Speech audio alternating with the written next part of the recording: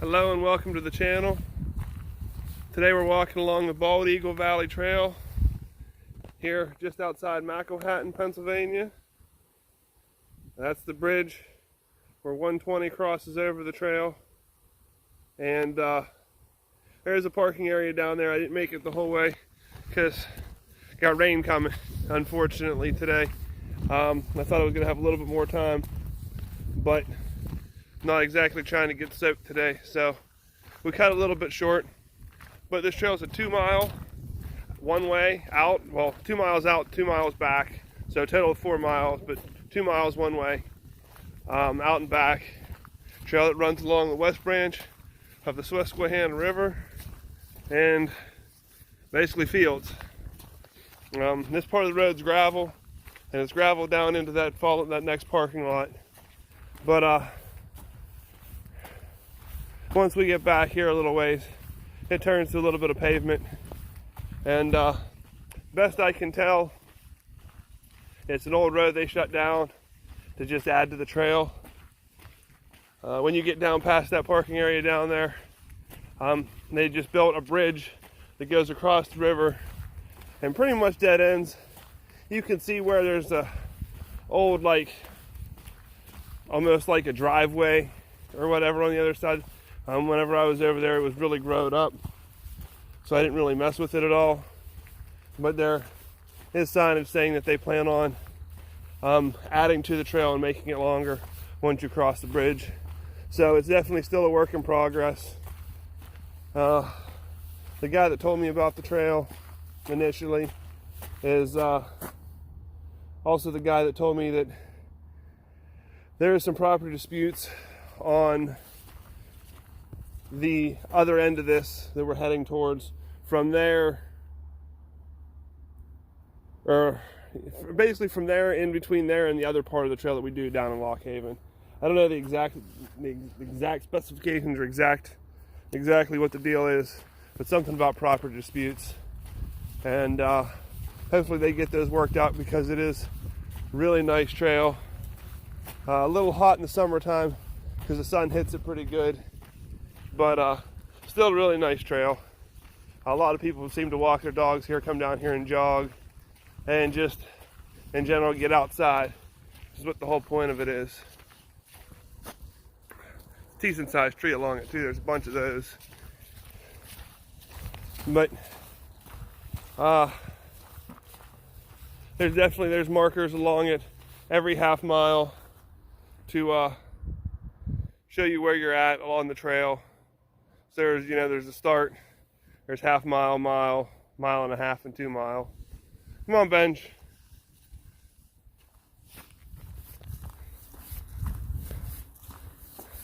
It's the first sign you come up to going this way. Half mile on one side, and the other side it says 1.5 mile. Other than that, it's just, like I said, it's a really nice trail. It runs basically along the river, in between some fields. Looks like there's animal corn here, and there's some sort of soy or bean or something like that down further, but they've already harvested that.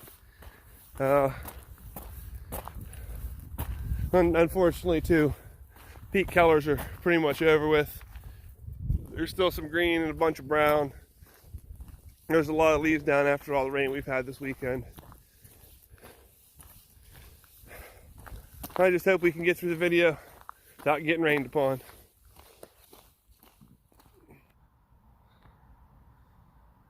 Now that the leaves are down too, a lot more spots where you can pick up a really nice view of the river. A couple benches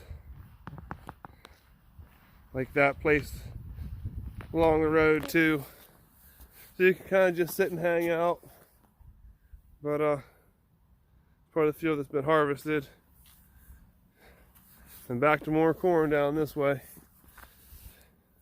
It's a really nice walk. Usually when I do it around 2-3 o'clock, minimal people. I do it one time later in the evening, and it seemed like there were more people down here over the summer. I was actually, well, back in August. I think a lot of people from the area just, like I said, like to come down here go for a jog, a walk, or a bike ride, because it's convenient to where they live and it's relaxing down here. It's a really good view of the river right there. It's kind of high now too from all the rain we've had this weekend.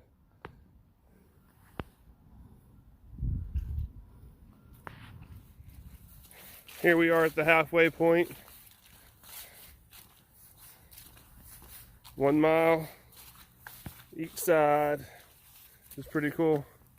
And exactly at the halfway point, we have a trail that leads down to the river too.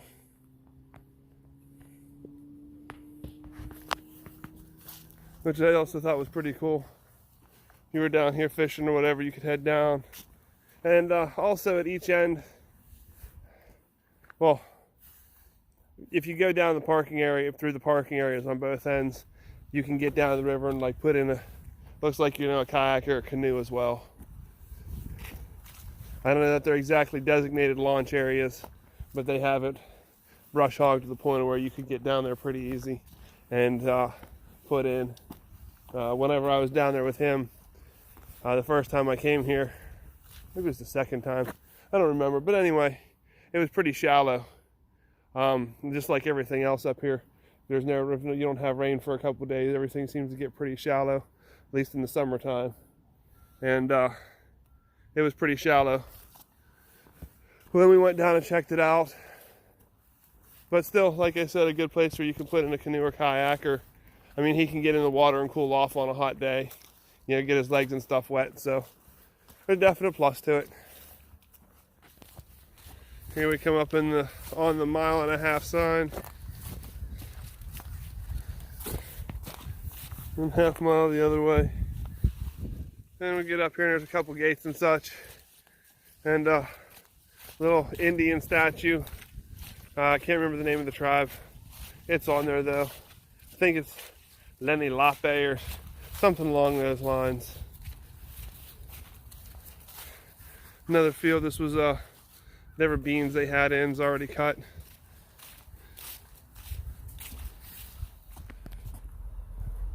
This is a section that's usually trimmed back pretty good. It's got a bench right here and stuff. Unfortunately, it's under a set of power lines, but they usually keep this one trimmed up pretty good for viewing the river purposes and such. Here we come up on a gate. More of a wooded area. This is the last of the fields basically.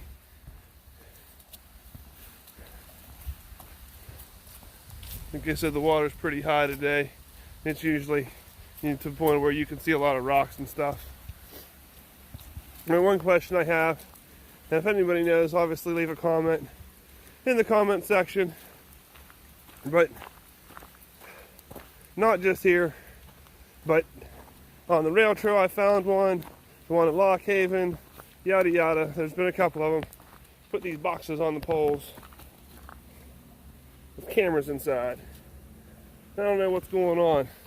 Like, I'm not sure if somebody was vandalizing stuff here or anywhere, or if they did it just for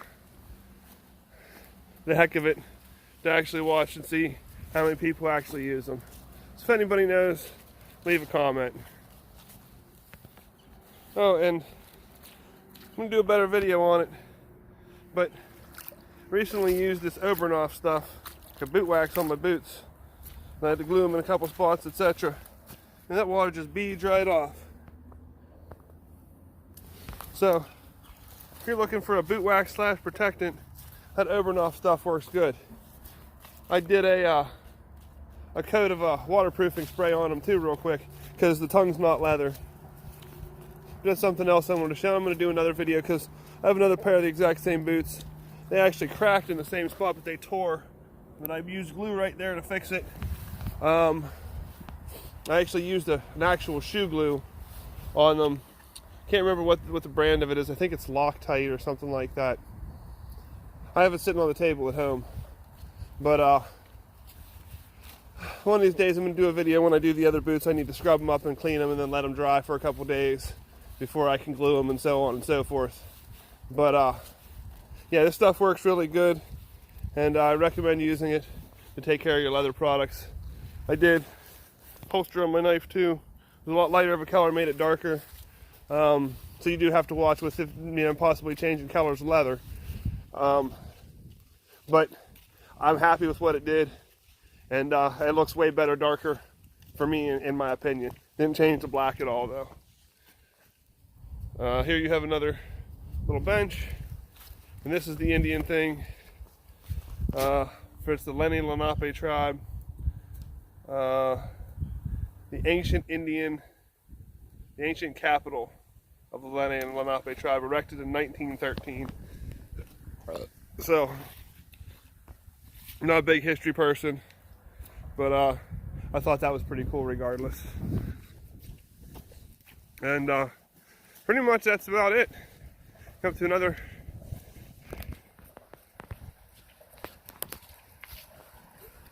chained area right up here. They have a garbage can at each end. And right underneath the bridge up here to the right is where you'll find the little area where you could launch a kayak or canoe. Again, it's nothing spectacular, but still think it's pretty cool that you have the ability to do that from here at both ends. One day I was down here, I saw people fishing. So yeah, so I just thought that was pretty cool. And there's the parking area right there. Alright, here's a better shot of the parking lot. Definitely holds a fair amount of vehicles. I've actually even seen people park along the road and under the bridge and stuff. There's no signs or anything that say you can't. So hope you enjoy the video. Like, subscribe, all that fun stuff. And we'll catch you on the next one.